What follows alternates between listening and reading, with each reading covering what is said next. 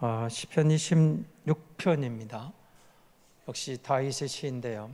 여러분 시편을 읽다 보시면 시편이 전체가 150권으로 되어 있는데 그 50편의 시편이 5권으로 분류되어 있는 것을 만나게 됩니다. 그래서 시편 150편이 1권, 2권, 3권, 4권, 5권으로 되어 있는데요. 근데 여러분 다윗의 시로 많이 알려져 있는 것들이 많습니다만은, 그러나 또 많은 시편은 다윗이 아닌 다른 저자들이 등장을 하고 또 표현이 안 된 시들도 나타나죠. 그런데 특별히 1권을 여러분이 보시게 되면 대부분이 다윗의 시로 되어 있는 것을 만나게 됩니다. 오늘 본문도 다윗의 시인데요. 그래서 다윗은 그 시편을 통해서 자기의 간증을 하는 경우가 많습니다. 그리고 그 시편을 통해서 하나님을 찬양합니다. 그리고 하나님께 기도하며 자신의 어떤 억울함이나 탄원하는 하나님이 나를 판단해 주시길 원합니다. 오늘 시편을 보시면서도 그런 용어들이 많이 등장합니다. 판단하소서, 살피시고, 시험하사, 무죄함으로, 이런 법적 용어들이 많이 등장하죠. 이게 상황이 좀 다윗이 힘든 상황인데요, 여러 가지 어려운 상황 가운데 있는 경우를 하나님 앞에 내어놓고 하나님께서 나를 살펴주시길 원합니다. 판단해 주시길 원합니다. 나를 기억해 주시길 원합니다. 이렇게 나가는 시죠. 1절을 보시기 바랍니다. 내가 나의 완전함에 행하여 싸우며 흔들리지 아니하고 여호와를 의지하여 싸우니 여호와여 나를 판단하소서, 일이 되어 있습니다. 근데 제가 오늘 이 시편을 준비하는 과정에서 1절 앞에서 사실은 조금 멈칫했습니다.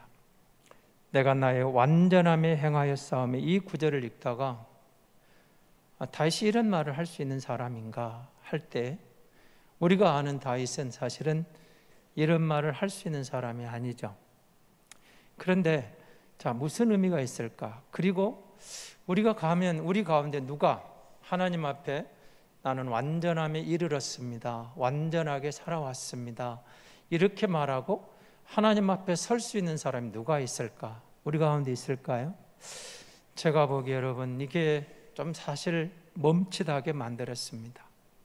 우리 장로님 이제 기도를 하고 내는 대표 기도하신 장로님들이 여러분 여기 기도하시면서 하나님, 우리가 지난 한 주간 동안 하나님 말씀대로 잘 살지 못했습니다. 불순종한 것도 많고 말씀에 비추어면 연약함이 많습니다. 그러면 여러분 은혜가 되죠.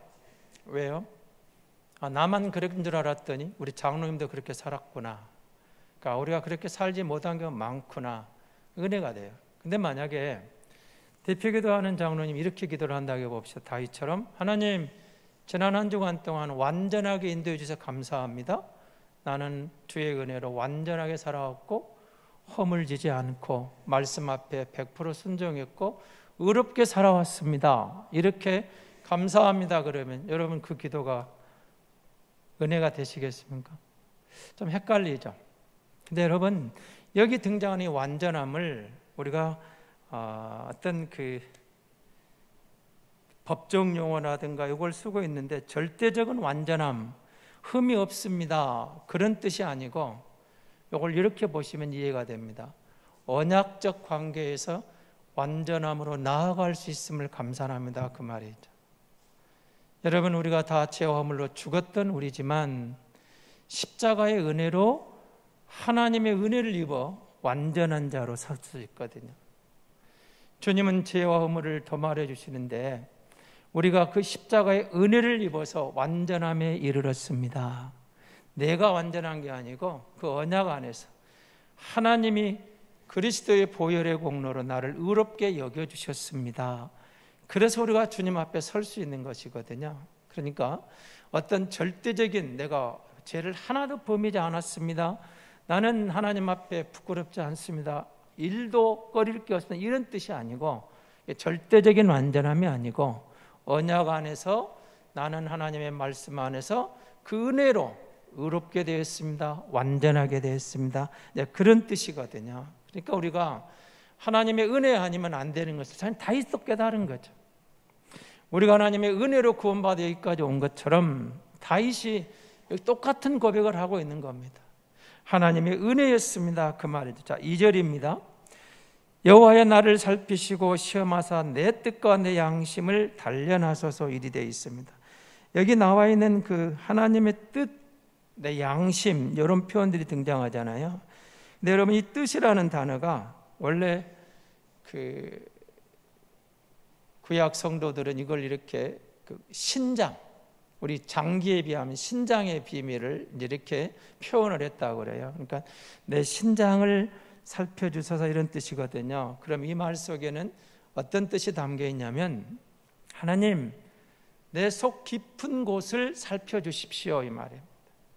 또 이 말은 내 비밀한 곳을 살펴주십시오 그 말입니다.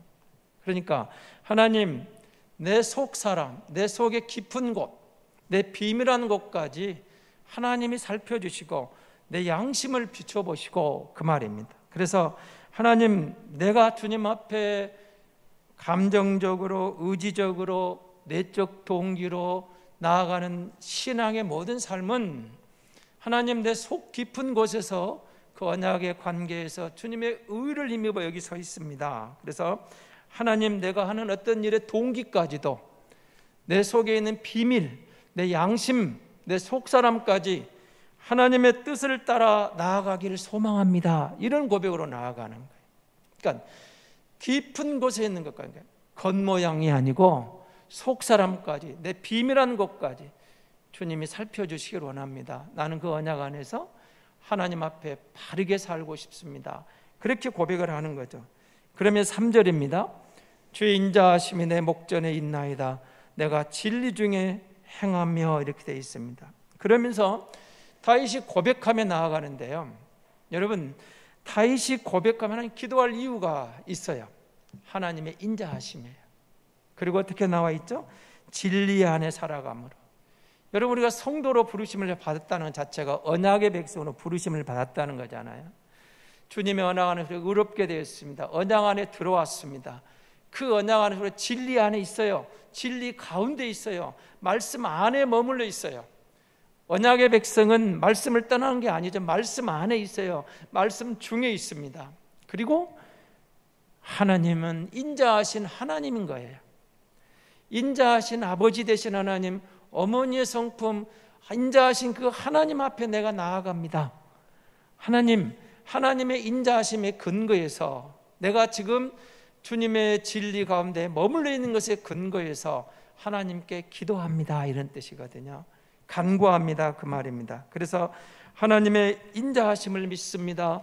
나의 진리 안에 거한 것을 살펴주시고 내가 진리 안에 벗어나지 않고 살아왔음을 보시고 주님께서 나를 올바로 판단해 주시기를 원합니다. 이렇게 고백을 하는 거죠. 4절입니다. 허망한 사람과 같이 앉지 아니하였사오니 간사한 자와 동행하지도 아니하리이다. 허망한 사람, 간사한 사람을 이제 데려서 나는 저들과 무관하게 살아갑니다.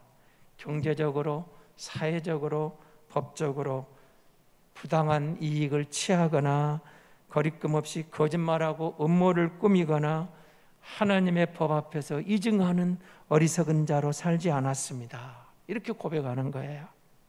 여러분 경제적으로 오늘 우리들의 이 시대의 화두는 항상 경제입니다. 대선 주자들이 많은 공약을 내놓지만 일본은 주로 이제 잘 살게 해주겠다 이거죠. 경제. 현 정권이 잘못했으니까 나는 이렇게 내가 대통령이 되면 이렇게 해주겠다 이런 공약들이 대부분이죠. 그래서 지금 여러분 대선 주자들이 말하는 공약을 살펴보고 되면 그들의 말을 듣고 있으면 다음 대통령이 누가 되든 우리나라는 대단한 나라가 될 것 같아요. 우리가 지금 겪는 그런 어떤 모든 문제 모순을 다 극복하고 정말 잘 사는 나라, 행복한 나라. 모든 문제가 저 사람이 대통령 누가 돼도 여러분 그들의 공약을 한번 살펴보십시오. 그야말로 장밋빛 꿈을 안겨주고 있어요. 그런데 결과는 어때요? 아쉽게도 지금까지 우리나라에 많은 대통령이 지나갔지만 그중에 단 한 명도 퇴임 후에 백성들로부터 절대적인 존경과 공경을 받는 대통령이 하나도 없는 것이 불행이죠. 그게 불행이죠. 정말 신실한 대통령, 겸손한 대통령, 능력 있는 대통령에 대해서 우리에게 그런 꿈들이 이루어지고, 저는 늘 기도하는 게 그거예요. 퇴임 후에 존경받는 지도자를 허락해 주소서. 백성들이 존경하고 그리워할 수 있는 그런 지도자를 허락해 주소서. 근데 경제적인 문제를 갖고 나오고, 많은 사람들이 사회적으로 이런 것을, 저 악한 자, 여기 등장하는 사람 누구예요? 허망한 사람입니다. 간사한 자가 등장해요. 저들이 등장하는데 5절입니다. 내가 행악자의 지표를 미워하오니 악한 자와 같지 않지 아니하리이다. 여호와여, 내가 무죄함으로 손을 씻고 주의 자단에 두루 다니며, 이렇게 이어나갑니다. 여기 여러분 행악자의 지폐. 근데 여러분 12절에 보면은 끝에 뒷부분을 보십시오. 내 발이 평탄한 데서 싸우니 무리 가운데서 여호와를 송축하리이다. 그 무리가 등장합니다. 어떤 무리일까요? 예배자들입니다. 그러니까 행악자의 무리와 예배자의 무리가 대조를 이루는 거죠. 다윗은 그렇게 고백하는 거예요. 하나님, 나는 행악자를 따르지 않고 그들의 무리 가운데 동의하지 않고 나는 예배자로 하나님을 송축하는 자로 나왔습니다. 여러분, 내가 예배자로 주님 앞에 나아가기를 원합니다. 여러분, 이 고백하는 것이 중요한 거죠. 그리고 이어지는 말씀을 보시기 바랍니다. 6절에 손을 씻었다는 것은, 구약 성경을 여러분 읽으면서 손을 씻는 행위가 뭐예요? 정결합니다, 그 말입니다. 그래서 여러분, 성전의 구절을 보면 번제단이 있고 성소가 있는데 그 사이에 뭐가 있어요? 물두멍이 있습니다. 물두멍. 그 물두멍이 있는 것은 뭐예요? 제사장들도 성소에 들어가기 전에 손을 반드시 씻고 들어가는 거예요. 내가 정결합니다, 깨끗합니다. 예수님이 빌라도 앞에 재판을 할 빌라도가 십자가에 못 박으라고 유대인들이 계속 소리치니까 뭐라고 해요? 죄가 없는데 왜 이러느냐 그러죠. 근데 계속 십자가에 못 박으라니까 저들의 군중이 이기죠. 저들을 내어준 빌라도한테 나는 이거 죄에 대한 너희들이 책임을 지라라고 손을 씻는 행위가 나오죠. 나는 깨끗하다. 여기에 너희들이 책임을 져라. 나는 이 부분에 대해서 저가 무죄하지만 너희들이 원해서 십자가에 못 박으라고 내어주니까 너희가 책임을 지라. 손을 씻는 게 나와요. 바로 그겁니다. 정결합니다, 깨끗합니다, 이렇게 말하죠. 그러니까 여러분, 우리가 다윗을 통해서 계속 이런 고백을 통해서 하나님, 나는 범죄하지 않았습니다. 억울합니다. 주님의 내 비밀, 내 깊은 곳을 살피시고 나를 판단해 주시기 원합니다. 그렇게 나가는 거죠. 그리고 7절입니다. 감사의 소리를 들려주고 주의 기이한 모든 일을 말하리이다. 여러분, 이제 성전을 우리가 방문한다. 구약 시대에 성전을 방문한 이유가 있겠죠. 왜 성전을 방문할까요? 제사 드리러 가는 거죠. 우리가 오늘 이 자리에 모인 이유가 뭐죠? 하나님께 예배하기 위해서입니다. 그러면 다윗이 성전에 나아가는 것은 어떤 이유야? 하나님 앞에 감사하기 위해서, 감사합니다, 찬양을 하기 위해서는 그 말입니다. 이 표현은 여러분, 제단을 돌면서 하나님께 감사합니다, 찬양합니다. 여러분, 우리가 주님 앞에 나와 예배하는 거 얼마나 감사한 일인지 모르죠. 여러분, 오늘 예배하면서 어떤 목적을 갖고 나오셨습니까? 여러분, 예배하러 오면서 내가 하나님 앞에 예배자로 섭니다. 무엇을 가지고? 그냥 주일이니까 당연히 가야 되는 발걸음, 그게 아니고 목적이 있어야 돼요. 하나님이 하나님 되심을 선포합니다. 하나님이 하나님 되심을 감사합니다. 지금 상황이 힘들지만 어렵지만 하나님 앞에 나아가 예배하면서 감사할 이유가 있습니다. 하나님은 합력하여 선을 이루실 나의 하나님 것을 믿기 때문에 감사합니다. 하나님 앞에 감사할 이유가 있어요. 그러면서 그 하나님이 하나님 되심을 찬양하죠. 하나님께 내 찬양을 드려요. 나의 노래를 드려요. 나의 신앙을 고백해요. 여러분, 우리가 하나님 앞에 고백하는 거예요. 고백이 중요해요. 신앙 고백이 중요해요. 사도신경을 우리가 신앙 고백으로 고백하면서 늘 강조하지만 그건 암송문이 아니거든요. 그거는 그냥 어떤 종교의 어떤 선언이 아니거든요. 나의 고백이 돼야 돼요. 베드로가 오면 주는 그리스도시요 살아계신 하나님의 아들입니다는 이 신앙 고백이 나의 고백이 되고, 의심 많던 도마가 부활하신 주님을 만나고 그 부활하신 주님이 나의 주님입니다, 나의 하나님입니다, 나의 주님, 나의 하나님, 이 고백이, 이 신앙 고백이 굉장히 중요해요. 이거 없으면 안 되는 거예요. 이게 중요한 거예요. 사도신경을 읽으면, 사도신경을 고백하면서, 그 암송 안 해도 좋아요, 보고 읽어도 괜찮아요. 그러나 그 신앙 고백을 들으면서, 하나님, 이 신앙의 고백들이 나의 고백입니다. 주님의 언약의 말씀에 근거해서 그 언약의 말씀에 나와 있는 신앙을 내 고백으로, 나의 하나님으로, 나의 주님으로 내가 고백합니다. 나의 신앙입니다. 나의 고백을 받아주십시오. 여러분, 고백이 중요합니다. 왜 그럴까요? 내가 고백하면 여러분, 그 말씀이, 그 고백이 나를 지배하거든요. 내가 누군가를 사랑한다고 되면 사랑과 관계된 언어가 나오고 행동이 나와요. 누군가를 미워하면 계속해서 미움과 관계된 행동이 나오는 거예요. 사랑합니다, 하나님을 사랑합니다, 이 신앙이 나의 고백입니다. 신앙 고백을 하게 될 때니, 바울이 아까 뭐라고 그랬어요? 진리 중에 행한다고 그랬잖아요. 하나님을 하나님으로 인정해드리고 고백하게 되니까 하나님의 말씀 안에 거하는 것이 즐거움이에요. 하나님 말씀 안에 머물러 있는 거예요. 떠나고 싶지 않은 거예요. 내가 그 하나님을 이렇게 고백하고 보니까 그 말씀이 내 앞에 길이 되어 보이는 거예요. 그 말씀을 따라가는 것이 좋은 거예요. 그 말씀 안에 거하는 것이 즐거움이요. 세상이 나를 흔들어요. 경제적으로 흔들어요. 사회적으로 흔들어요. 많은 요소들이 내 삶을 흔들려고 해요. 흔들어 놓는 것들이 얼마나 많은지만, 흔들리게 우리를 흔들어 놓는 인생, 흔들어 놓는 삶이 너무 많잖아요. 여러분, 지금 뭔가 여러분을 흔드는 게 있잖아요. 내 인생을 요동치게 만드는 게 있어요. 때로는 감당이 어려운 시련이 있을 수 있고요, 어려운 시험일 수도 있어요. 그런데 바울이 흔들리지 않아요. 다윗은 흔들리지 않고 주님을 봐요. 다윗을 바라봐요. 이유가 있어요. 그 말씀을 고백하고 그 말씀 안에 머무르면서 주님의 성소에 나아가, 주님의 전에 나아가 찬양하며 돌아요.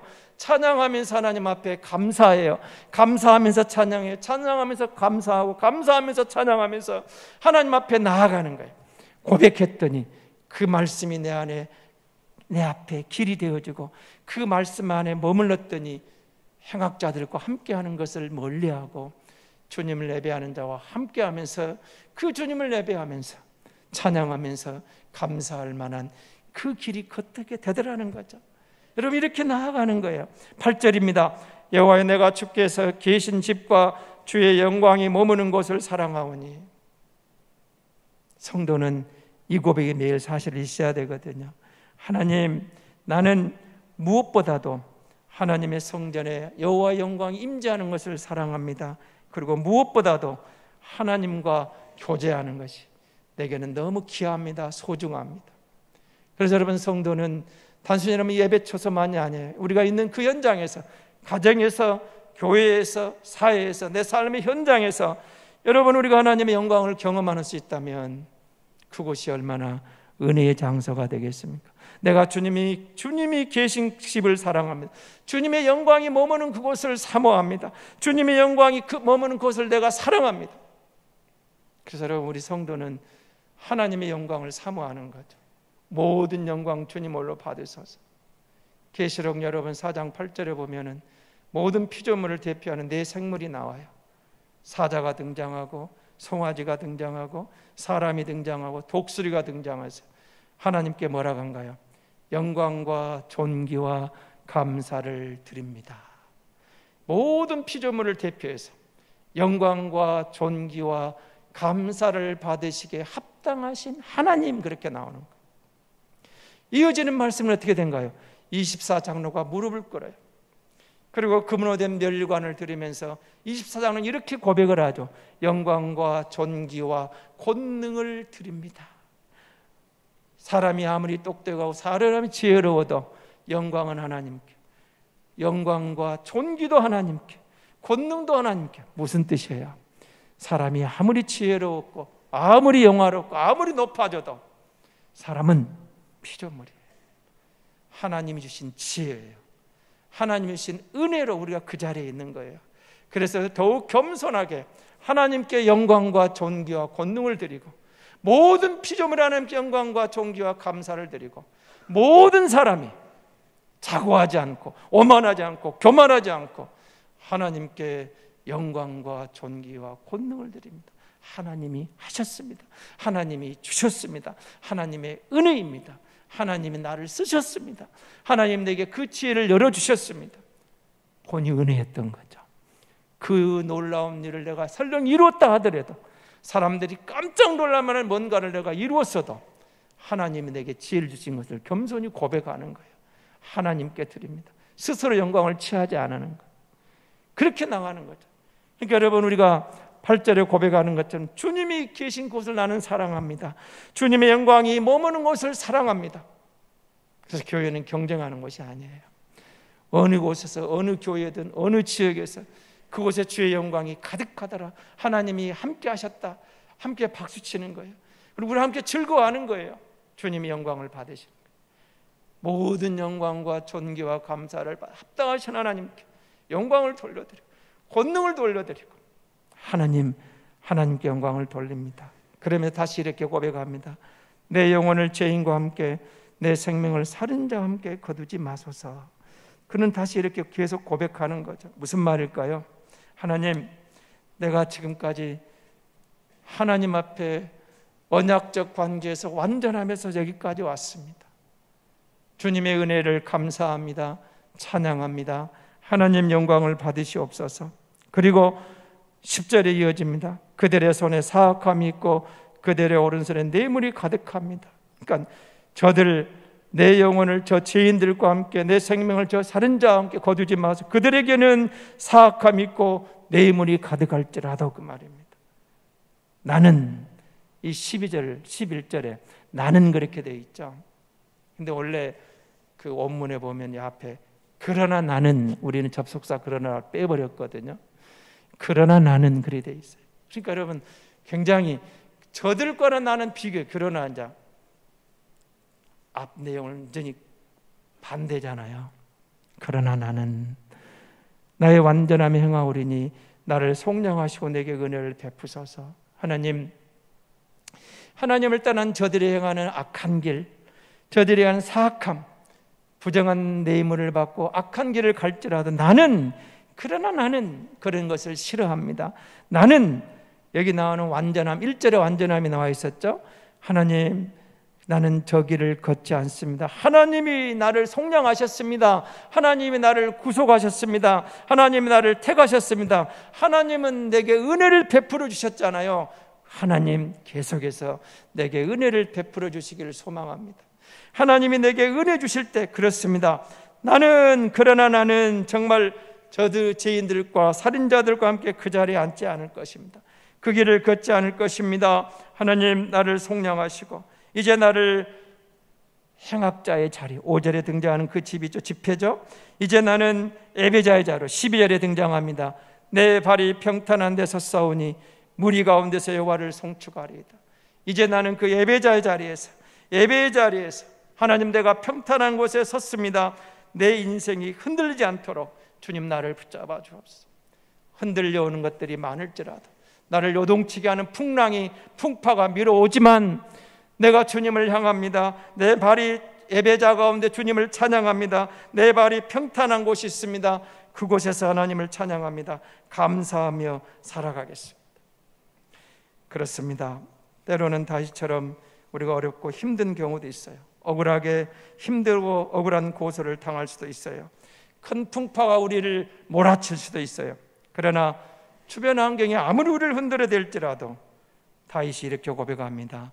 여호와를 의지하여, 1절에서 여호와여 여호와를 의지하오니, 여호와를 의지하오니, 하나님, 주님의 인자하심과 진리 가운데 거하오니, 하나님, 내가 예배자를 소중히 여기며 이 예배의 자리를 지켰사오니 흔들리지 않을 줄로 믿습니다.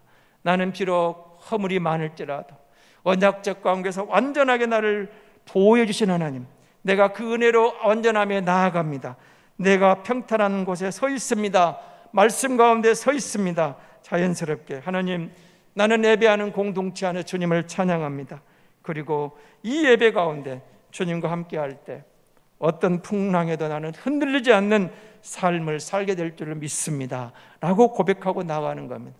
사랑하는 성도 여러분, 명심해야 됩니다. 기억해야 됩니다. 우리가 예수 믿고도 풍랑이 우리에게 몰아쳐 올 수 있습니다. 상상하지 못한 풍랑이 올 수도 있어요. 내가 예상하지 못했던 어려운 일이 부딪혀 올 수도 있어요. 그러나 다윗은 이렇게 고백하는 거죠. 내가 예배자의 가운데서 주님을 찬양합니다. 내가 감사하며 주님 앞에 나아갑니다. 진리 중에 거합니다. 다시 말하면, 이 말을 한마디로 말하면, 일상 속에서, 내 삶 속에서 하나님, 내가 예배하고 내 삶이 주님과 함께하는 연장선이 될 때, 때로는 고난을 당하고 낮아짐을 당하고 수모를 당하고 바로 그 자리가 힘든 자리가 될지라도 진리가 안에 머물러 있다면, 주님을 향하고 있다면 하나님께서 높여주시고 송축하고 영광 돌리는 그날이 올 줄로 믿습니다. 이렇게 보는 겁니다. 우리가 거룩한 성도로 말해서, 거룩한 성도, 택함을 받은 언약의 백성으로, 우리는 허물이 많을지라도 행위 완전한 자로 우리를 주님이 불러주셨어요. 하나님 우리를 불러주셨어요. 우리를 거룩하다고 인정해 주셨어요. 우리를 완전하다고 언약 안에 품어주셨어요. 사람은 누구나 다 불완전한 존재지만, 허물뿐인 인생이지만, 그 많은 사람과 우리를 불러서 신앙을 고백하게 하시고, 부족하지만 말씀을 따라 진리 가운데 거하며 순수하게 살아가고 하나님을 바라보며 살겠다고 다짐하게 만들어 주셨어요. 그 고백을 내가 우연히 한 게 아니에요. 하나님이 내게 은혜 주셔서 예수 믿게 하셨고, 하나님이 내게 은혜 주신 신앙을 고백하게 하셨고, 그래서 우리가 그 은혜로 여기 있는 거예요. 십자가의 복음이에요. 예수님과 동행하는 삶은 여러분 그런 삶인 거죠. 아무리 힘들어도, 풍랑이 몰아쳐도 그곳에서 주님을 만나는 은혜를 경험하는 거예요. 저는 창세기 28장에 등장하는 야곱의 그 모습이 늘 기억에 남거든요. 형을 피하여 이제 애삼촌 애갓집으로 도망하다가 그곳에서 돌베개를 베고 잠을 자는 야곱을 보십시오. 광야 같은 곳에 혼자 잠을 자는데 얼마나 힘들었겠어요. 그날 밤에 주님이 꿈에 환상을 보여주잖아요. 사닥다리가 내려와요. 천사들이 오르락내리락 해요. 잠에서 깬 야곱이 이런 고백을 합니다. 하나님은 우리 아버지와 함께 계시는 그 하나님인 줄 알았는데 하나님이 여기 계셨구나. 하나님이 나와 함께한 것을 믿은 거예요. 그래서 돌베개 벤 그 베개를 가지고 단을 쌓고 하나님 앞에 예배를 드리죠. 감사하죠. 하나님, 나를 무사히 돌아오게 하시면 하나님이 나의 하나님이 될 겁니다. 그리고 그 하나님께 내가 11조를 드리며 그 하나님 앞에 이곳에 제단을 쌓겠습니다. 도망자가 되었지만 하나님이 큰 부를 누리게 하셔서 35장에 보면 그곳에서 또다시 하나님의 특별한 은혜로 단을 쌓잖아요. 하나님이 야곱을 이끌어 가시잖아요. 사랑하는 성도 여러분, 아무도 없는 줄 알았는데, 애로운 이곳인 줄 알았는데, 하나님은 이삭 우리 아버지와 그곳에 계신 줄 알았는데, 그 애로운 현장에, 고독한 현장에, 정말로 힘든 그 광야 그곳에 하나님이 나와 함께 하시더라는 거예요. 다윗이 그 고백을 하고 있는 거예요.